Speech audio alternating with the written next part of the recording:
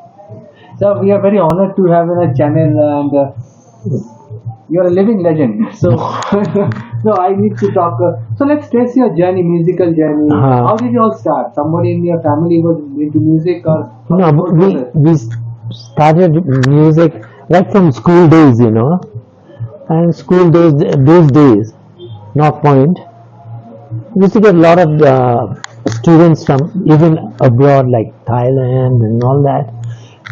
We used to bring a guitar or something, music and all, and we used to have school used to organize evenings, GLS night. That's what we used to call it, and we used to form bands. So my first band was in school days. That was in 69. Woodstock days. Yeah. And then 71, when Junior Statesman, yeah, Statesman, yeah, yeah, yeah. they came up with this very interesting doesn't Joy Club, a person, yes, and he used to organize music all over actually. GS Beat Contest and Fashion, and a very interesting magazine. So, in fact, they held a beat contest in Darjeeling in '71. So I will be a part of it also. And there were quite a number of bands. Darjeeling, I think, had about 10, 12 bands participating in that. So that music scene was there. So now, So when you started, like, were your family supportive of the kind of music you were doing, or what kind of challenges? oh yes, I was lucky in a way.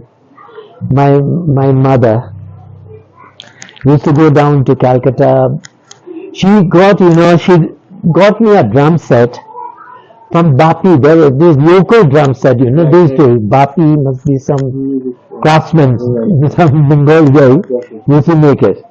And I got a very rough sort of basic drum kit. So that's quite interesting. She really enjoyed. And I had my two brothers who are drummers.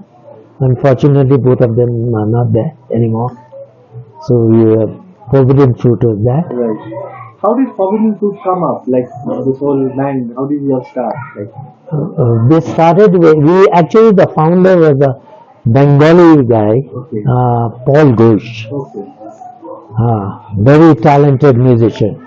So he's the guy who started it, and we joined it later. Yes. And what kind of music you all did? Like, if you are asking the genre or the kind of music? Those days we were doing, like when Forbidden Fruit, we just came up with Queen and all that, and we were doing that in spite of a lack of proper instruments and things. But we used to do all that Queen, and so it's quite an achievement, and a lot of our own composition. Right. In fact, Forbidden Fruit, I think, must be the first band in India to have a album taken out called The First Bite in a cassette form. Unfortunately, we were like, that first bite nearly killed us also.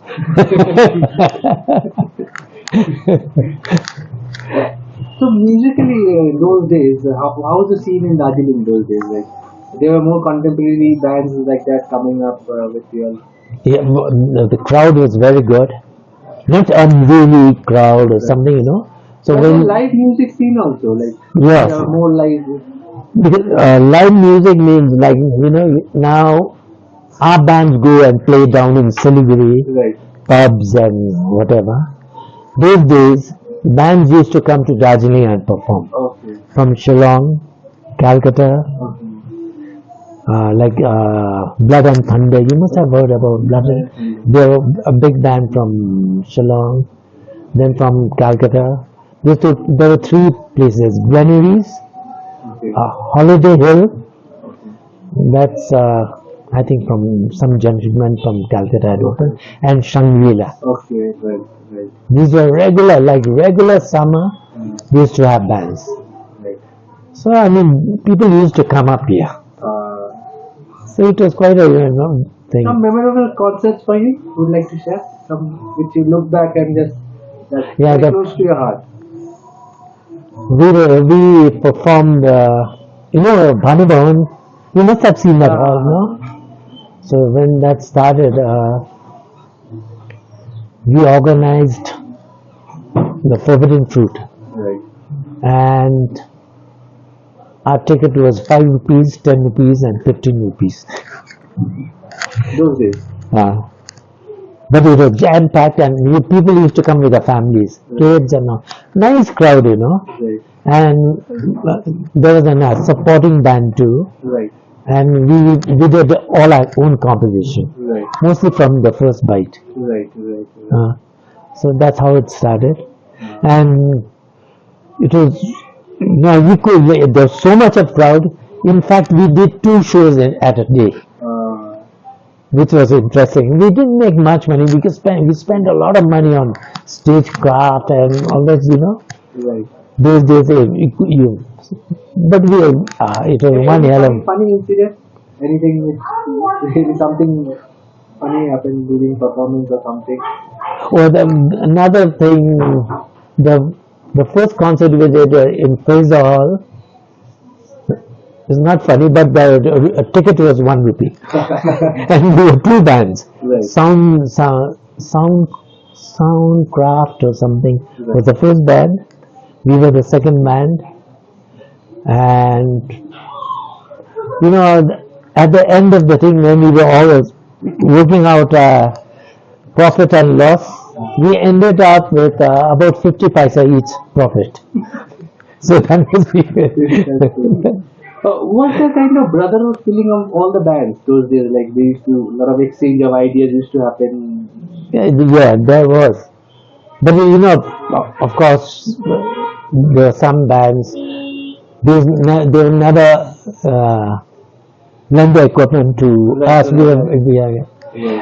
the one thing they used to do, because those days there was no YouTube or whatever, so to pick up songs, if we wanted to pick up a song, we used to, let's say if it was BBC or something, we used to wait for the song, and when that song comes, we used to write the lyrics. After two lines, the song is over. Then you have to wait. When it comes again, maybe a week, 10 days. If it doesn't come, you just make our own and sing it. Right. So that's the thing. And these guys, there was a very good band called Diamonds. Okay. Very good. And whenever we were watching them, we were very young, they used to turn and play the guitar and everything. Make sure that they don't know the chord. That was all fun, but whatever. Since you mentioned you're from North Point, you said. Yes. So North Point, we just recently came from there. How did North Point kind of influenced your musically, or how was the environment of North Point like in terms of supporting extracurricular activities and how it shaped up your music? We had the GLS night, and it was we used to invite the Loreto girls. So nice, good food and a little bit of dancing, so we used to encourage this, and bands from us and the girls singing or joining the bands. So that's how it started. Yes. Did you perform outside Darjeeling like other parts of India? Not as much as these people. Right. Obviously, those days yes. traveling was. Because we were more into Western music. Yeah. Right. And how do you see the present scenario? Like you were saying, like how do you see the present scenario? Bands are big, now bands are very good. I mean, they have the right technique to learn guitar. They perform very easy. Yes.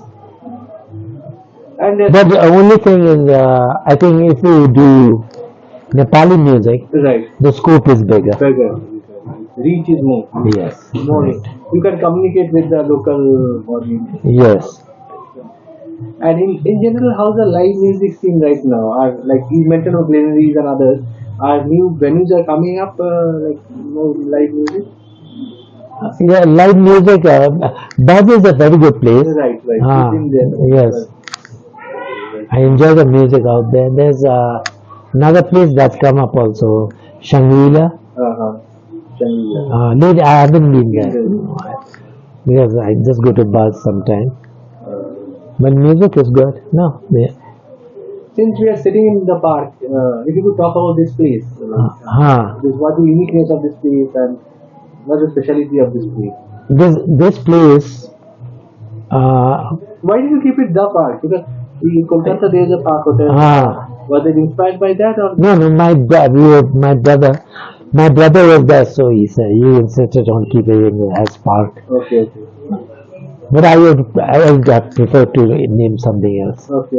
Anyway, And what is this whole place? this place, the first electric bill we used to get Okay. was for freebies. So freebies must have started here, but that's a long time back. Maybe I wasn't born there or something. And after that, it was Lobos. Lobos are the Goan family. So they migrated to Australia sometime before. So they used to have a good bakery down here. They used to have light band on the other side. I have a section on the other side. That place was light band. Oh yeah, so that place also was a venue for light bands. Yes. And a lot of youngsters are watching this. Your advice for them, like somebody who's going to take music seriously or professionally, what advice do you want to give them, to share with them? Music, I think now the scope is much more than earlier days. Right. Our days no media, no nothing, no recording. The scope is more, but very competitive, I guess. But no. So the last question: what does music mean to you? Oh yeah, music. I spent most of my time in music till now, but now I'm taking it easy. Lately I've not been doing music. Yeah, now I'm too busy with work and other things. Thank you for this wonderful interaction. Thank you. No. Honest.